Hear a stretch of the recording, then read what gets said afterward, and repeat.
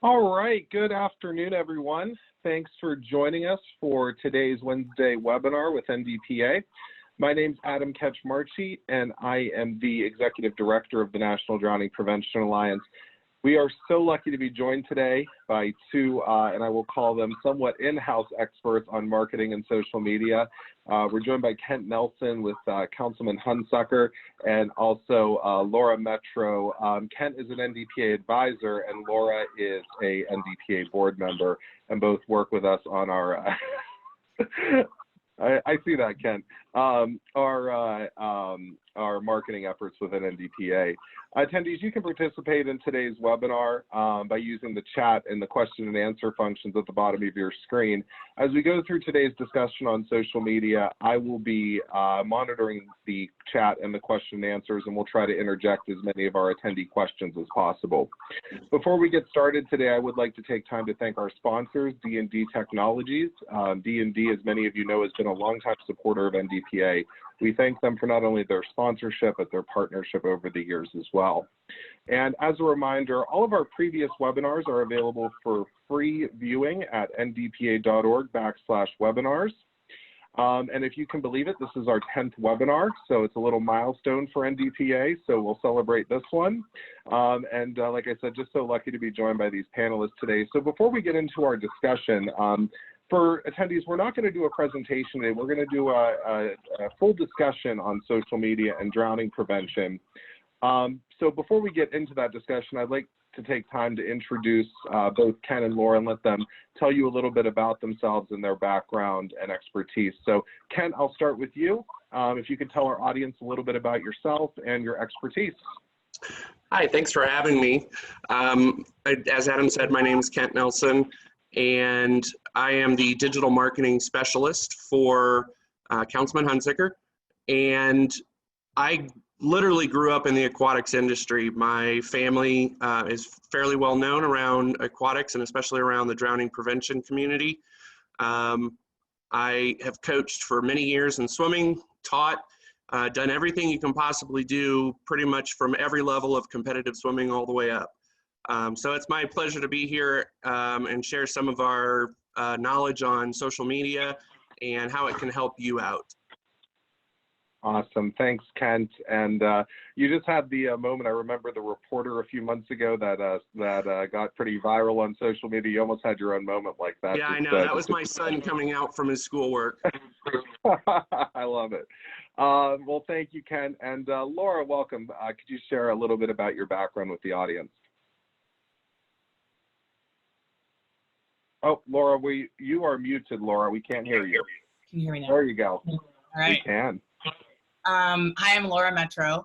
As Adam mentioned before, I am on the board of the National Drowning Prevention Alliance. I also started a foundation called CPR Party after my son's non-fatal drowning. But prior to that, in my previous life, I was a marketing executive. And so through this process also, in getting heavily involved in drowning prevention and water safety, I've still been flexing my marketing chops by working with NDPA, and I have some clients that I work with, and more recently formally launched the Marketing Spirit, which is my marketing company. So I wear a number of different hats, but I'm really excited to sort of meld the two today. And I think Kent and I talked a lot about the ways that we can sort of talk about things on an abstract level and a big level, but also provide you guys with a lot of tips and tools and really practical stuff that you'll be able to leave today with to really feel like you got some immediate value as well as overarching ideas to think about and move forward with when marketing in a difficult space. Excited? Awesome. Thanks, Laura. So let's just go ahead and dive right into our discussion then. What I'd like to start out with is kind of a generic question, but why is this something people in drowning prevention should care about? Why should we care about social media? How does it really help us get our message out to the greater world, or to it expanding our audience? Laura, why don't you start and then we'll go to Kent. Sounds good. Kent and I have done a lot together, so I was waiting, for Kent to go ahead, because we will tag team a lot, so it's actually kind of fun. So I think with drowning prevention, and frankly any difficult topics, this has been the greatest challenge and the greatest reward, I think, in terms of marketing, which is, whenever you're talking about the death of anyone, let alone the death of children, you're going to find a lot of passion. In this particular space, we've found that there's been a lot of, Adam likes to call it an echo chamber, where there's a lot of people in the industry talking about things, but the message wasn't necessarily getting to the consumer or getting really out of the people who are really already doing this work. So that was when about 4 years ago, we started to really put a huge focus on social media and getting the message out, and more importantly, getting the right messages out. There's a lot of false information out there. They always tell you, if your doctor tells you you have something, whatever you do, don't Google it, kind of thing, because there's so much false information out there. So we work really hard to try to put the right information, provide the information, but it starts to get a groundswell of information out there. So we get the discussion on a much higher level, because as you know, there's a lot of noise and there's a lot of things begging for our attention. Right before this, I literally had to go in and turn off every notification I could possibly think of so I could just be here. And, where our attention is going in 50 different directions at all times. So for us to be able to get this at a national level and a higher level, it ultimately saves lives. But it's been a long, hard journey to try to do that and fight for the attention to get our message out. Yeah, and, I like to call social media the new back fence. It literally is. It's how we share information. It used to be walk outside and talk to your neighbor, and then they go talk to their neighbor. And as we all know, gossip travels faster than news. And so that's part of what social media does, is it helps spread the word at such a pace. We quote the statistic a lot that for every friend you have on social media, they have 10 more friends, if not more. So one post can potentially reach thousands of people. And as Laura said, for the longest time, the posts were really among the drowning expert community. It was really preaching to the choir. And now we're starting to see more and more where news outlets are starting to pick up on stories, and we're starting to see other areas publishing the information that this community is providing to the rest of the world. Absolutely. Okay, excellent.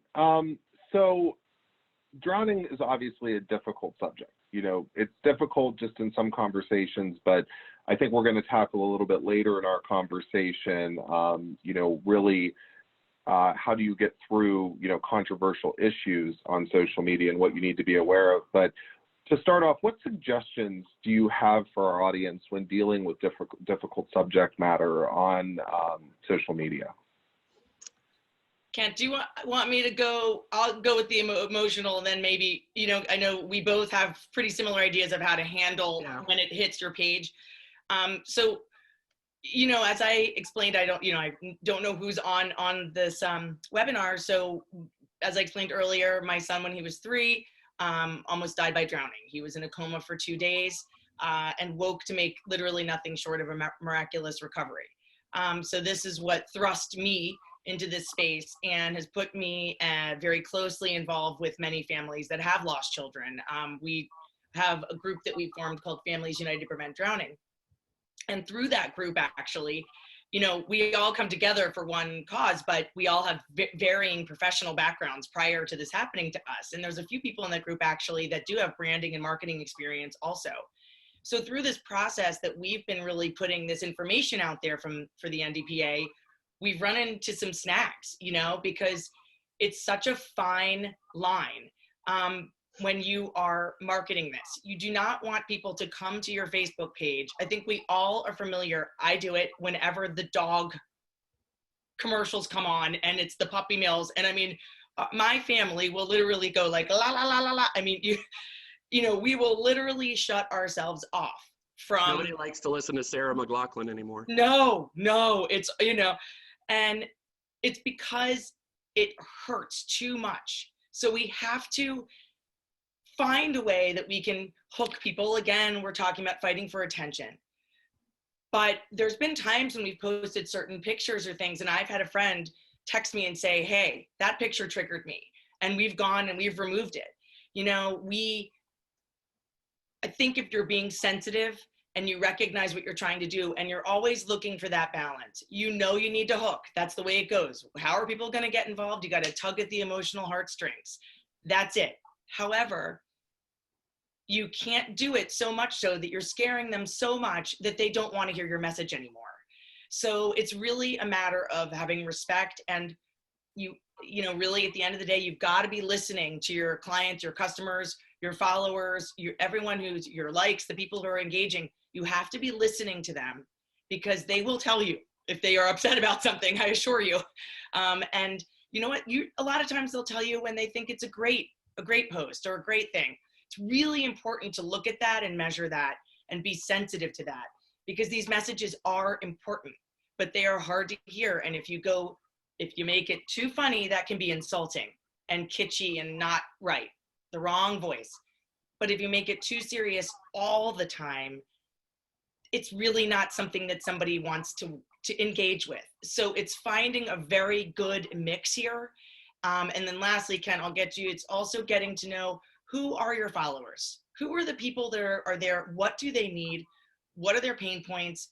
What helps them? You know, so when we're looking at the tools and tips and resources, you know, we need to provide that to them. And that has also been a very interesting challenge for NDPA, because we have such a varied group. We have consumers, we have moms at home with pools, people in rural areas, then we have industry experts that know every stat you can possibly imagine. And so we're always trying to navigate, you know, all of these different foundations, things like that, to really speak to everyone and give everybody some value.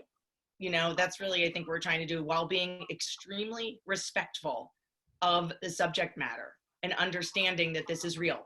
You know, stats are numbers, but they represent families, children, husbands, wives, daughters. This is real. And when you've experienced it, you know that. Yeah, I think the key word that you use on this topic is empathy. It's making sure that you can put yourself in, you know, the shoes of those that you would find reading your information. We can find in social media a lot to be a very unemotional place. You know, unfortunately, in today's society, we find it much easier to sit behind a keyboard and criticize and make comments that we probably would never have said face to face to somebody, because we have to own up to it. Now, Facebook is a little easier unless you've created, you know, fake accounts all over the place, because your name's usually on there. So when it comes to the sensitive subject and what you're putting out for your either foundation, your business, whatever it could be, it's the cautionary tale of make sure to check twice. You know, make sure you read it over, make sure that you're not just retweeting something. I think that's probably one of the things that causes more pain to people, is they see a headline, they see the first couple letters in a sentence, and they immediately hit retweet, and then they start getting all the comments because they didn't read the full article and there was something in the article that just didn't match up. And we all know, and especially in the drowning community, that we have those phrases and those things that we're trying to stomp out, but the national media hasn't caught on to that yet. They're still going for what, you know, kind of sparks interest in people. Mm-hmm. And that is emotional to a lot of families that have been through this. You know, we've all sat, those of us that have been around drowning prevention a while, we've all sat in the room and listened to the Families United stories and how painful those situations are. And so when you're trying to bring that information up and put it out, you know, Laura hit it right on the head. First of all, know your audience. Constantly be watching and seeing. I've got, even during this webinar, I can see the list of everybody that's on here, and know that. Now you just scared everybody. Now they're all going to get off, Ken. And tracking everyone down now. But it's knowing your audience. It's making sure that you understand who you're presenting to. And then also for those foundations that are very specific to a certain cause, staying with your cause. A lot of times, if you venture outside of your specific cause, that can be a trigger point for other people because they weren't expecting that from you. Mm-hmm. Mm-hmm.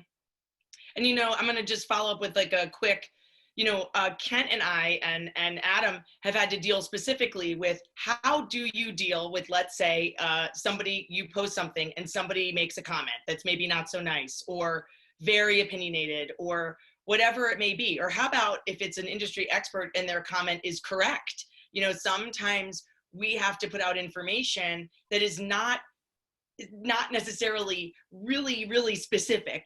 And sometimes people who are very involved in this industry, they want it to be very specific, but we try to explain, well, that's going, you know, we're going to lose half our audience if we put it out like that. We need to do it nice and quick and digestible, and then we can put the more information, say, in the comments.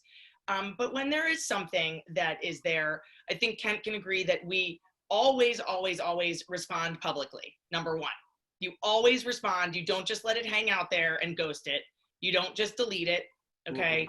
You always respond publicly, and you always, no matter what was said, it could be the most horrific thing you've ever heard of, you always respond respectfully and kindly, as you would want anyone to do, and thank someone for taking the time to write a comment and to engage with you. And then the most important thing to do, as Kent was saying yesterday on our sort of pre-call, was then you want to direct offline, okay? Respond publicly right there. Don't take it down if you don't want to. Kent is a little, he'll take it down, then he'll decide how to put it back up again sometimes. I say, don't take it down, leave it as is. You know, it's personal preference. We both agree, respond publicly and direct offline.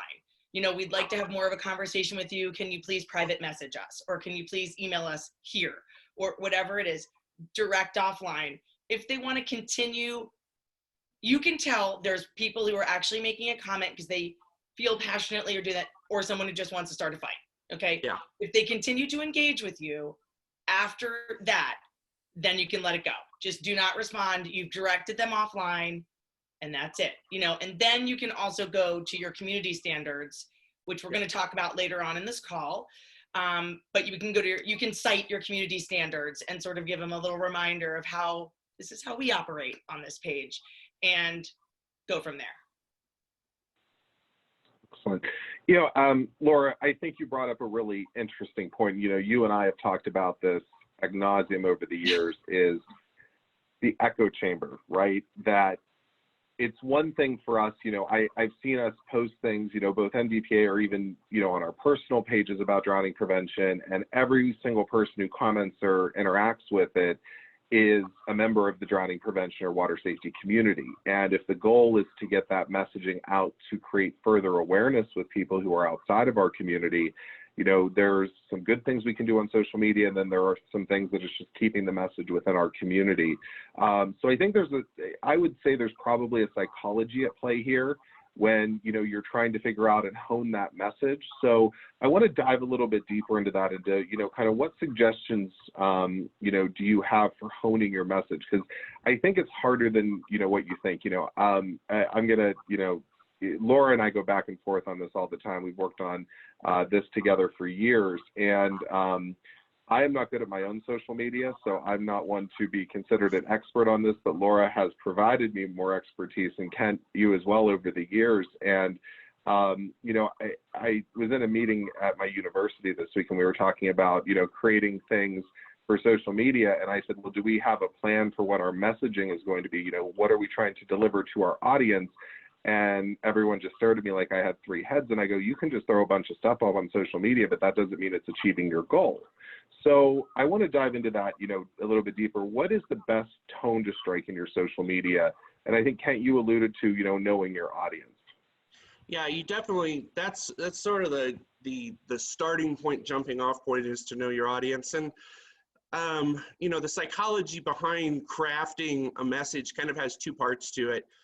You have the general message that you're putting out there to the people.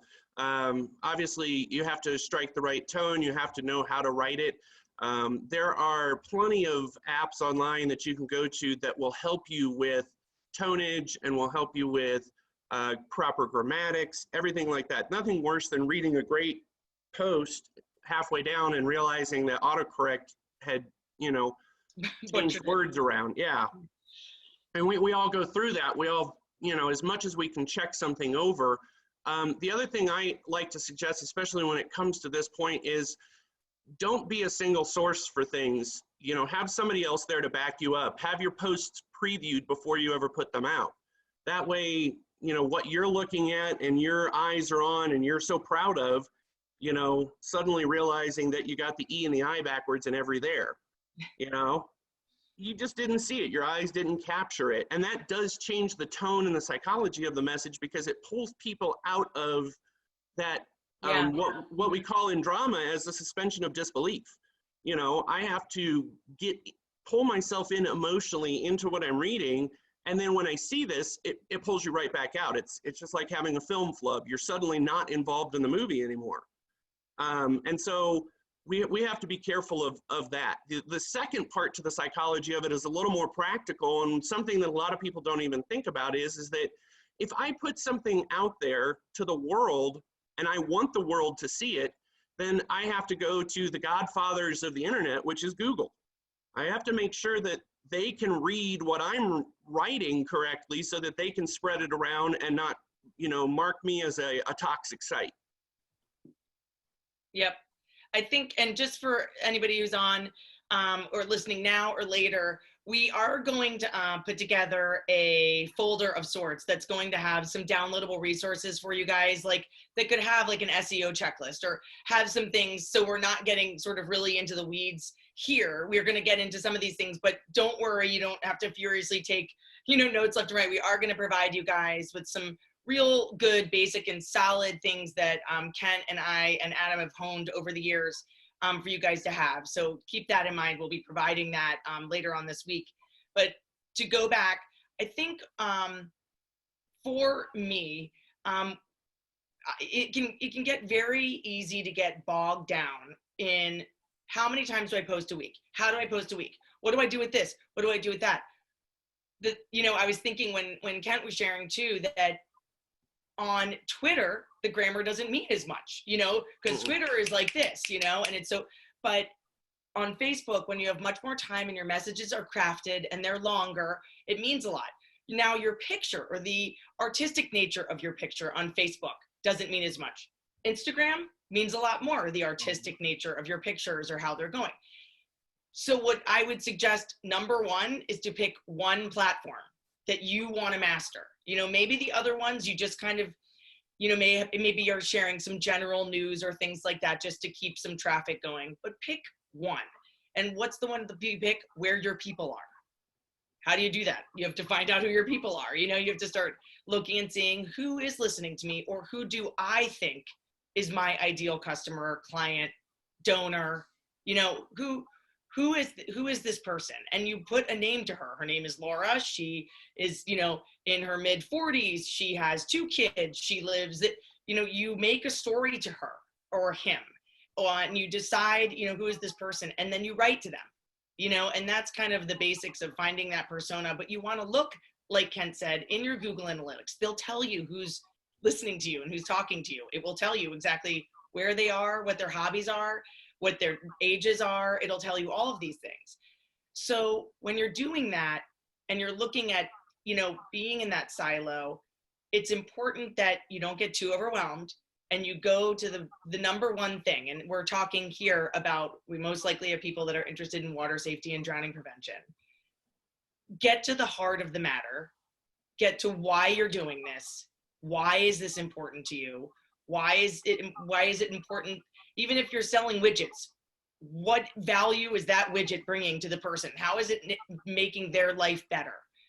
So when you are doing that and you start from that place, everything will grow out of it, and it will grow naturally and organically from that. And the more you can always do that, and what Kent's talking about too is the pause that we lack in our world these days. Pause before you hit post, because everybody, the greatest person in the world who knows all the grammar in the world, makes a grammatical error because everything's so fast. It's so fast. It doesn't need to be. It's not a race. This kind of thing happens and builds over years, okay? It's not a race. And you're supposed to and will make mistakes as you go along. As long as you're watching and growing and keeping your intention and your message clear, which is inside of you, you know it, you don't have to find it in a book, then you will walk this path properly and correctly as you go along. again, anticipate mistakes, anticipate these other things. But as long as you're listening and looking, Google Analytics, things like that, Facebook Insights, you're going to be fine. And you're going to keep along those lines, and you're just going to continually grow. So I want to throw something out here, and just because I know, even for me, I'm not great at my own social media. And I think, when I talk to a lot of people about, what we're doing with NDPA and social media, they think that we just figured it out overnight, right? And Laura and Kent, you both know it took a long time, and it's still kind of trial by fire, figuring out what your audience connects with, what the best network is as far as social media goes for your audience. Is it Instagram? Is it Facebook? And we've talked about, even within NDPA, that, Instagram, it's been really hard for us to catch an audience and catch traction. So, for someone who is at the beginning stage of this and, maybe wants to get that message out on social media, regarding water safety and drowning prevention, but this is new to them. I usually say it's okay. It's trial by fire. Keep everything in mind that we're talking about today. But I'm interested to hear your take on that. I mean, it's a lot of, trial and error until you strike, what works. Do either of you have any input on that? I have one quote. It takes 20 years to become an overnight success. I mean, any podcast, any successful person you've ever read about, seen, they will tell you, they will tell you their backstory. They will tell you what it took to become this overnight success. Now, we're not talking about, a viral video. That's exactly what it is. It's an overnight success and then it goes away. But I even had to explain to my own kids on some of the YouTube channels that they were watching. I was like, they're doing this every day and have been for 3 years, right? And I went through this with my kids to tell them they didn't just wake up one day and start doing this, guys, and have 2 million followers. They're doing work. That's what they're doing every day, to put these posts on and edit and da-da-da. So I think that concept of the overnight success is what it is. It's a concept and a false one at that, for sure. For sure. Yeah, I don't disagree with that either. I think when you're looking at how to begin in social media, it is extremely daunting. It can seem like it's like walking into the world's largest mall and the only thing you're shopping for is a needle. It's the proverbial needle in the haystack. There's so much out there. Where do I fit in? How do I get my message out? Which one should I use? And the initial kind of idea is, well, I'm going to go out there and put it all out to all of the other ones, and then we'll go from there, which, for some people that works. But curating your content and being specific to a starting point is good. It's what helps build your audience. I'm sure if a lot of you guys go and look at just, your Facebook page audience, you're going to probably find that a large percentage of your Facebook audience is in the drowning community already. So again, as we've talked about a lot, this echo chamber, are we still just talking to the same people? How do I get outside of? Well, a lot of people don't realize that we're influencers. Every person that's here is an influencer in the drowning community, and we need to start reaching outside of our own networks to do that. And so I have to have a well-formed, well-thought-out, single-point source that I can send people to see that I know what I'm talking about, And that's where our pages come in, whether it's having a good website or utilizing Facebook for that. For our purposes, the pictures that go along with drowning prevention don't always provide a happy response.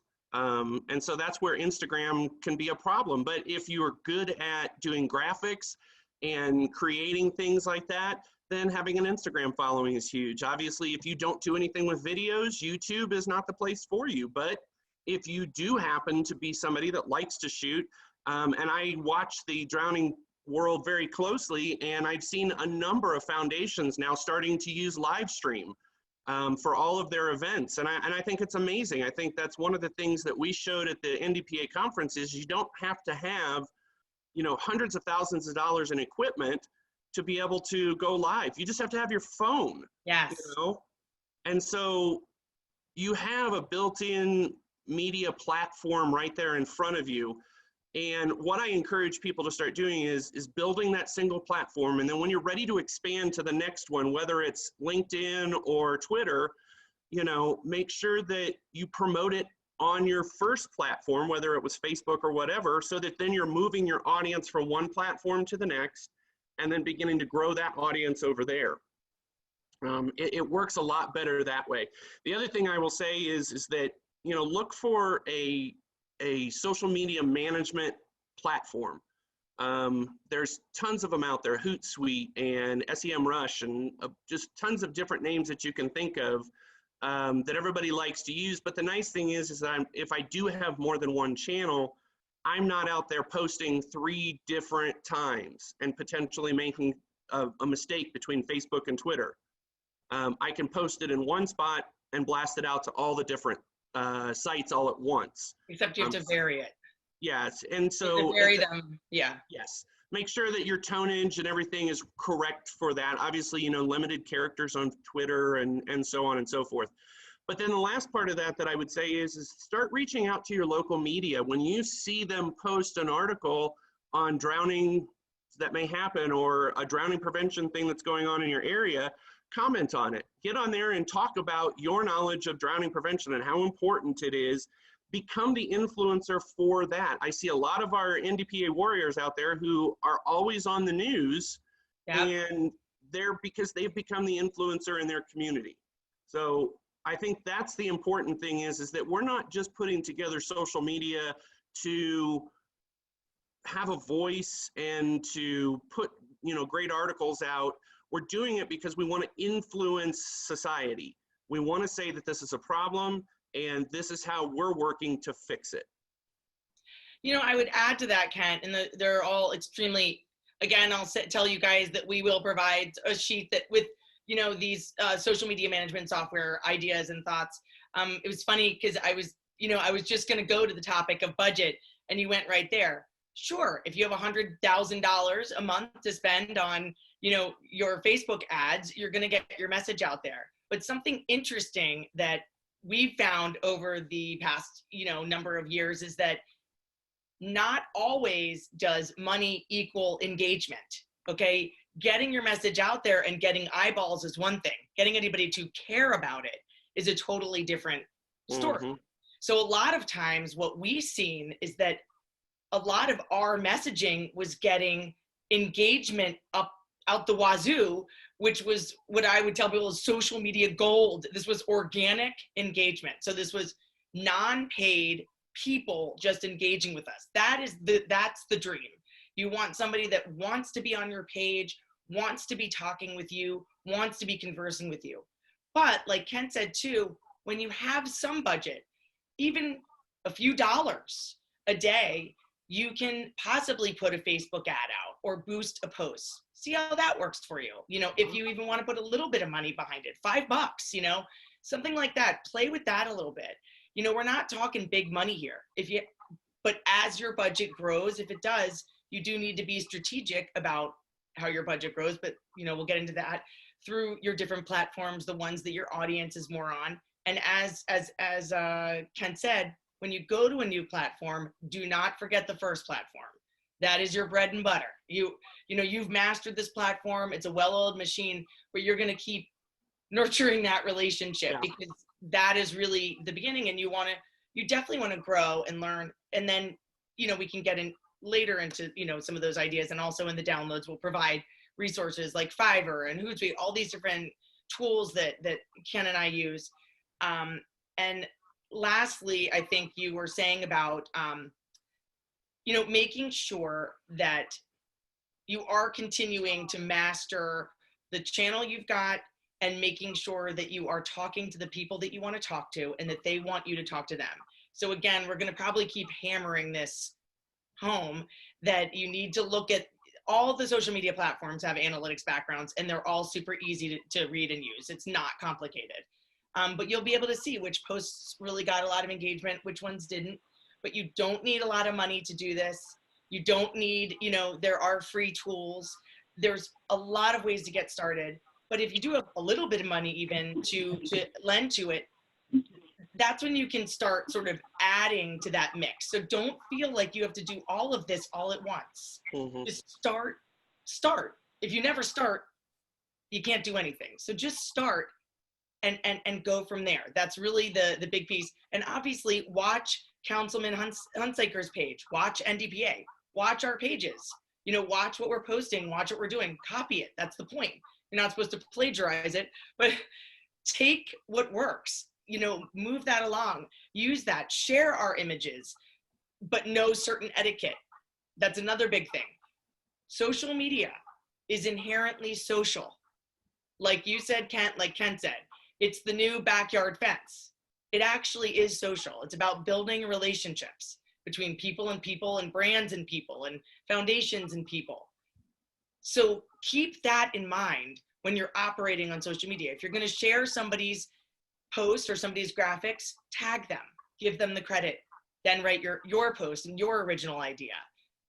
Not hard. We all grew up with etiquette and manners. The same applies on social media.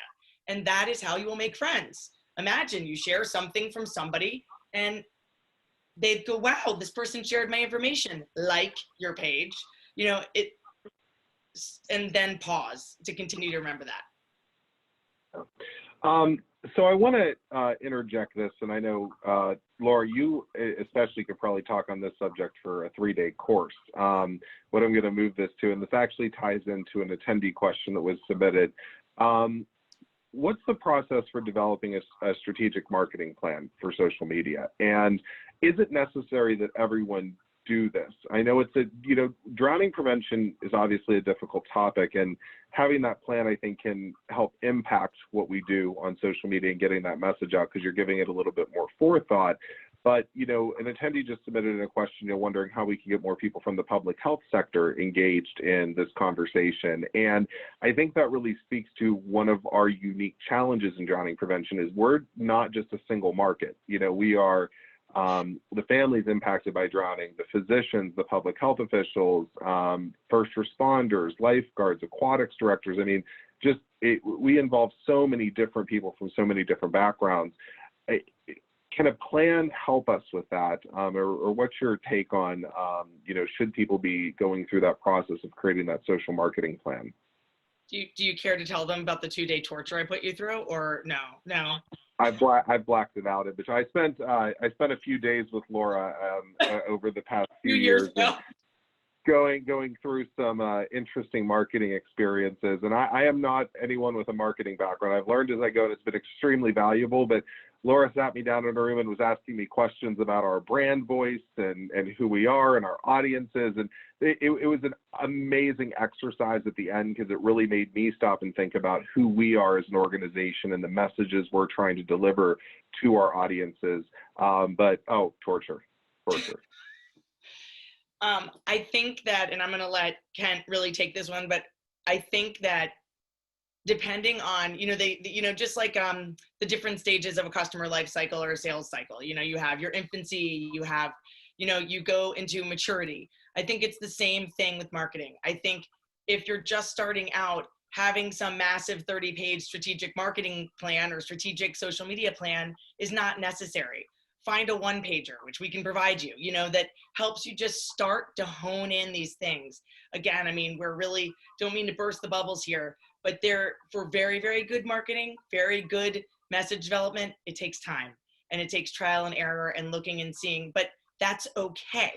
That's just the process. But you will, when you see the continual growth and engagement, just slow and steady wins the race, and it keeps going up, and you learn as you go along, it will become the process that you're interested in, not the end result.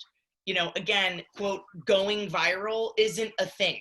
I can't even tell you how many times previously working at this marketing firm, that people we want to go viral. We want you to give us a post that's going to go viral, and going viral it really doesn't show a lot of success. You would be surprised nowadays. It's a hit and you're done.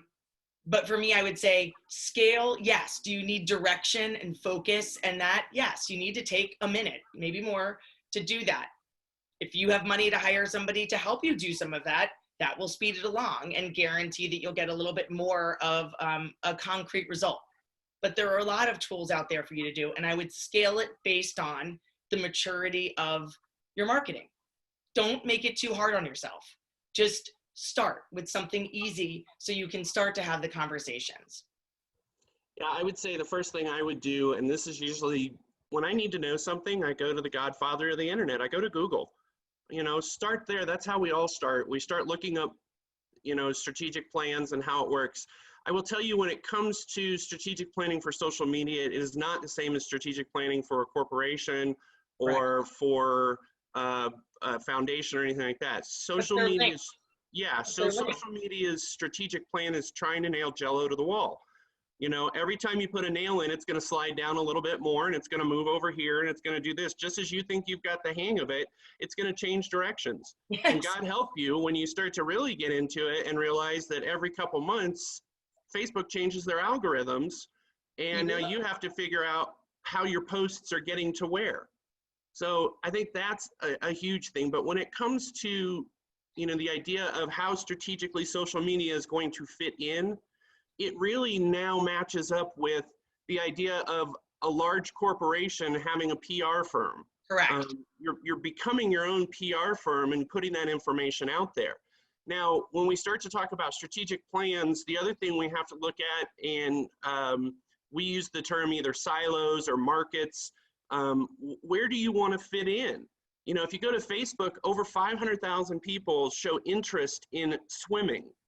200 and some odd million show interest in pools. That's just an interest they have. However, when I'm going to boost posts, I can put those in there and potentially reach new markets. I think, Adam, you asked a question about how do I get more public health officials or things like that involved. It's really not as hard as you would think. When we had our aquatic center back in Illinois, we used to bring in doctors all of the time to talk to us and our members, our patrons, on different health topics. I would say we probably all either know or know somebody that knows a doctor, the head of a hospital or something, where we could sit down one-on-one, have a quick chat, even do a Facebook live stream with them. That brings them into the conversation, even just from your area. And a lot of times, just through those conversations, they'll connect you to other people. Again, guys, it's the whole social game all over again. It's who knows who and getting those people to come in. Health professionals tend not to like to comment on drowning because it is a touchy topic.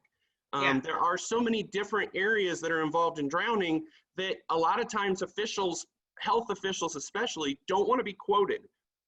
They don't want their name specifically attached to an idea because they want to stay more general. It's much tougher to sit down with the CDC on drowning unless you're going to just specifically go by the numbers. Yes. You're not going to pick up somebody from a local drowning organization, a CDC or anything like that, and ask them what they think of, a drowning in that area. How did it happen? They're not going to answer those questions. They're not going to speculate. And it's not going to do anybody any good for them to speculate. And unfortunately, I think that's what we have. I think we have a lot of speculation going on, but we need more professionals stepping forward to put their voice to it. I wanted to jump into, because there was something you had said earlier about contacting your local media, Kent. And you know what, guys?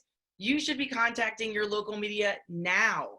Start building the relationships now. It's very simple. Just write them an email, a little bit of information about you, an idea as to, what you could be covering. We can give you some ideas, some editorial, some content calendar ideas that you can say to them, some expert areas that you can talk to, and just say, the drowning or the water safety season or the summer season just ended, and I noticed your coverage on this. Just do a quick local search in your area of articles and TV stories that were done on this. You'll see the writer or producer. Shoot them a quick email. They may not answer you now. They are going to listen. Maybe put it in your calendar to write something to them a few months from now. But if you start developing this relationship now and make yourself an expert in this area, you'll probably get a call. Now, when the time comes, they're going to be frantic looking for a resource. So it's good to start those relationships now. Send them a holiday card or something. Again, it's building the relationships, just like Kent's talking about. All right, so I want to get to a topic that I think probably most of our audience wants to really hear about. Should we steer away from controversial topics on social media? And, you know, there are some touchy things, and I will say what's to me really great, and Laura, you and I have had this conversation on a daily basis, is the fact that, you know, as NDTA, we're an alliance, right? So it's great for us to be a place where people can express their views and have that conversation, because we all come from so many different backgrounds that we're all not going to completely agree on maybe approaches or solutions. And social media creates, in a way, a great way for an outlet, but for people to express those views. But sometimes people get brave behind a keyboard that, you know, maybe they wouldn't say, you know, in a face-to-face setting. So, you know, are debates good? When does it go too far, and how should we in the drowning prevention space handle that? This is something I think Adam knows I feel very passionately about, and Kent knows. And actually, we recently launched our revised and or new community standards on NDPA's Facebook page because of exactly this. I don't believe in steering away from controversial topics. I believe that's one of the major reasons why our industry hasn't moved as fast and as furious as we could to save more lives, because a lot of us have gotten into our own corners about what we think is the right way to do things. And that's really easy to do because we're all extremely passionate about saving lives. I mean, there doesn't get to be anything more passionate than when you're talking about the death of a child or the death of a loved one in general. That's it. That's the end of the line when it comes to passion talk here. And people are going to be ignited. People are going to be fueled. And it's really important, though, that people understand that we're all here for the same reason. We're all here to save lives. We're all here fighting the same fight, fighting the same cause. And it's extremely important and frankly expected that everyone is respectful when they are communicating, especially with this controversial topic, because if we cannot find a safe place to communicate about these things, we're never going to get to the solution, and more lives are going to be lost. So you'll be seeing a little bit more on the NDPA page about our community guidelines and our standards and what our rules are for, because we want everyone to have a safe debate. I want people to be on there talking, going. You know, we want everyone to be getting on and discussing these controversial issues, because everyone is part of the NDPA. We are an alliance, and we have to be able to play well in the sandbox together. Maybe not play, but at least be in, maybe just in the same sandbox without killing each other. That's a goal. But we need to be able to be respectful and have these conversations, and always, always, always remember, before you press send, before you do that, you're sending this to other people that also want to save lives. It's just that your opinion might differ. And I know everyone feels strongly about their methodologies for drowning prevention or water safety, but it goes both ways. And, you know, this is something that the community is going to have to deal with. And I'll tell a quick story. I had a friend that called me yesterday and said, I don't know what to do.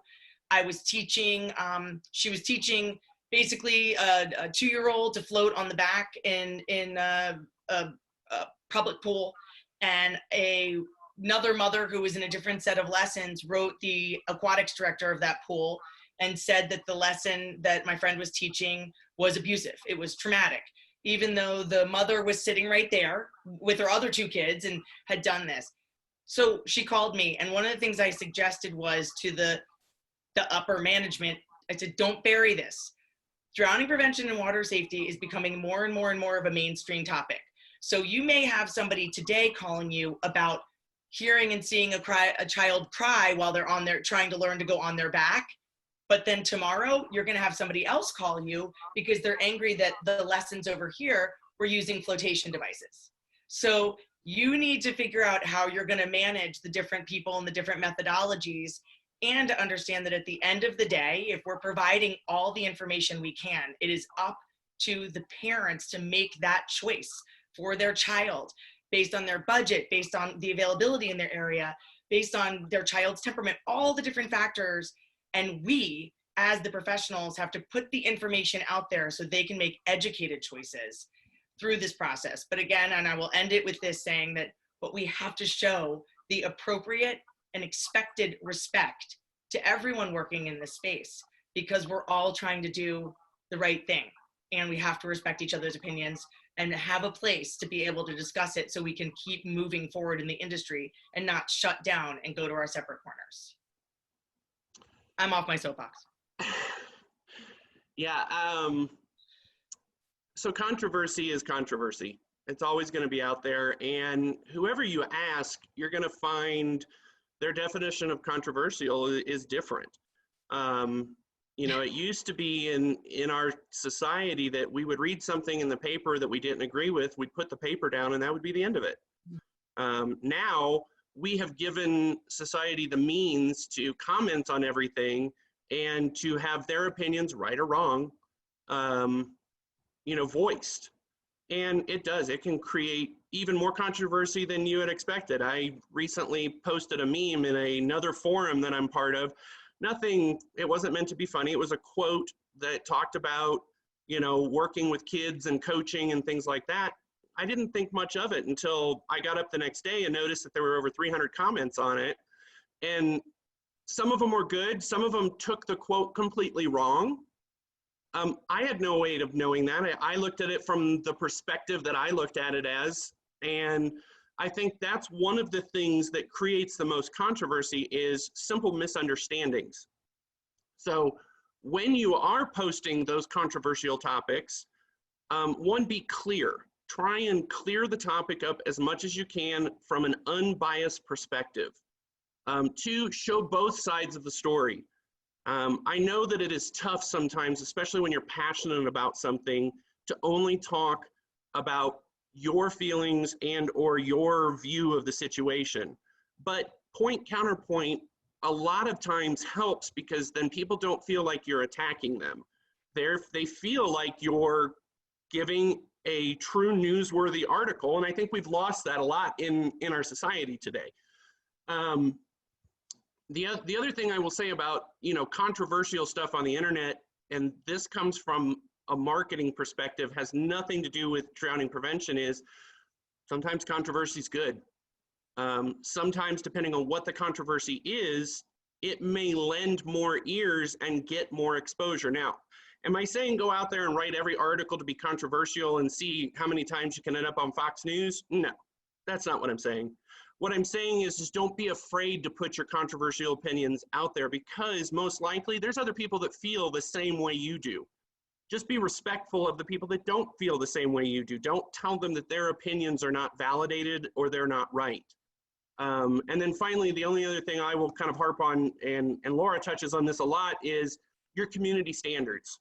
If you don't list out what you expect from the members of your community, then you have no right to take things down. You have no right to shut them off.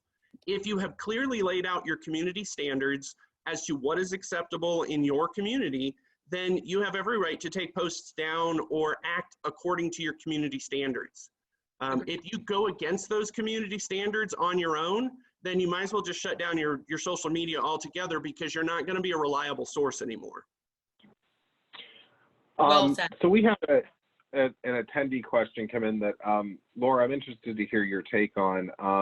This was submitted prior to today's webinar. What advice would you give a parent, especially one who's lost a child, who would like to occasionally post about drowning prevention and water safety on social media to raise awareness for others, but is really cautious on wanting to avoid those personal opinions and judgments from others? Oh, it's a great question, because it lends itself to, you know, and I can speak to it from a personal standpoint. You know, when I received a lot of national coverage 2 summers ago, and was on a lot of different, a few different morning shows and some things, and the kinds of comments and things that came up from strangers was like nothing I've ever seen. There were you know, it just, you know, clearly some people making comments that hadn't even read the article or the piece because they weren't getting pieces of the story correct and things like that. Some people accusing me of stealing money from my own foundation. It was really something else. And that was actually when I started to really hone how to respond. And I actually had a number of people say, I wanted to reach into the computer and kill these people myself and find them. But I responded, you know, for the person that was questioning, I don't know why, it was just a troll, but the financial, I said, it sounds like you want to know a little bit more about the financial, you know, about the finances of CPR Party. Here is our, you know, 990 form. Here is the, you know, and I went through and full transparency gave them what they needed. So from a business, one, if you're running a foundation or you're doing something like that, from a business standpoint, yes, you should respond where it's appropriate to sort of put some transparency information out there from a 501c3. From a personal perspective, before you post, you have to expect that you will see things that you don't want to see. So you have to ask yourself why you're posting. Are you posting to get the information out there? Are you posting because you want to get a certain emotional response from people?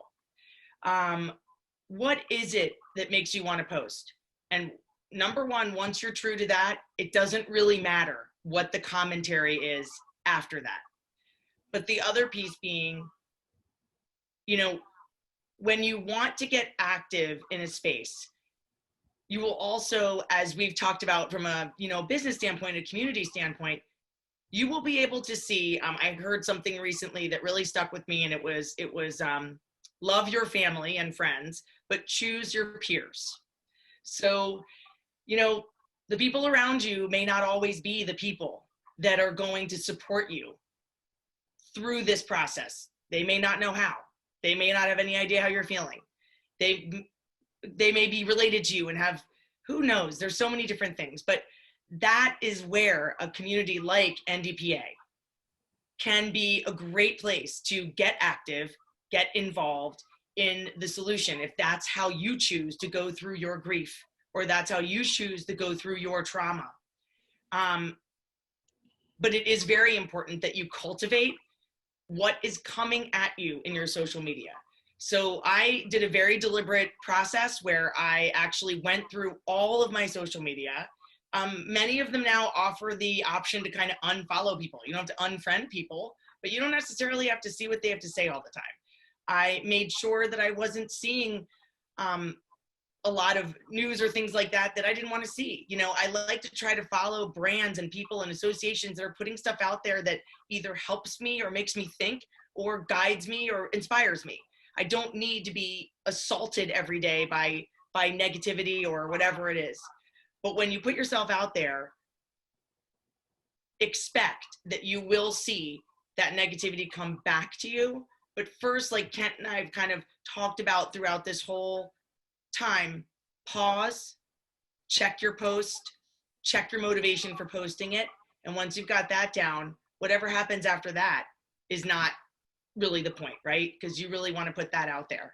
That's a kind of around the bend, but I think hopefully that helped. I would just say real quick that, first of all, you know, make sure you've got your facts and figures correct. If you're not a professional poster and you're not somebody that is used to doing this, make sure that you're quoting from the right sources. And then, as Laura said, make sure that you're doing it for the right reason. Understand what you're trying to get across to people and stick to that. Whether it's you've created a mission vision for yourself, make sure that every post that you put out fulfills your mission and vision, and that it is helpful to somebody. But as she said, be prepared for the negative comments, and then just realize that the keyboard jockeys that are out there making them, you know, probably don't even know what a swimming pool is. Yeah. They may not. And, you know, when you're dealing with either the you know, your child still being alive or your family member still being alive, or, you know, your child or family member still passing away, you know, this is their legacy as well. So walk through it with that in mind, and knowing that what you're going to put out there, the tone that you're going to put it out there in, you know, if you're writing an angry post, Is that the legacy that you want to put out there with your child? Maybe hold back for a minute and see what's going on there, because it is going to be an emotional ride. So, go from there and see what you can do, and reach out to Families United Prevent Drowning members, NDPA members, other people that you see posting and you like what they're putting out there. Reach out. It's a very open community. It's a really and loving and nurturing group of people. And Laura, I know you muted your notifications, but I did hear your computer go at 2 o'clock. So that does, on that note, bring us to a close for today's webinar. I'd like to thank everyone at home for joining us, and especially thank Kent and Laura for today's webinar and for your dedication and working in this space. This Brady bunch. I've never got to be in the Brady opener before. This is kind of cool. I get to. I know. Right? Thank you guys for not just, today's webinar, but also, your dedication to this cause and NDPA. I'd just like to make everyone aware of our October schedule for our webinar. October 9th would be our next webinar, but unfortunately, NDPA is going to be at the World Water Park Convention and Exposition in Orlando, Florida. So I will, instead of doing a webinar, I will be doing a Facebook Live interview later in the afternoon with Beth Root, who's the director of World's Largest Swim Lesson. We're going to talk about their 10-year anniversary and some tips and tricks for you to start campaigns, and just some things. Beth is just such an amazing marketing expert and has raised awareness for the need for Learn to Swim. So we're going to be talking with her live from World Water Park on October 9th, and then you can mark your calendars. We'll be back here on Zoom for our next webinar on October 23rd with the American Red Cross and Drennan's Dreams discussing lifeguard vigilance. Also remember to keep an eye. We just finished our speaker selection process for the National Water Safety Conference. Our schedule will be coming out, listed speakers here in October. This is one conference you are not going to want to miss. We are in Fort Worth, Texas in April 5th to the 9th. So make sure you mark your calendars to join us there. With that, thank you again to our attendees and to our panelists, and have a great rest of your day.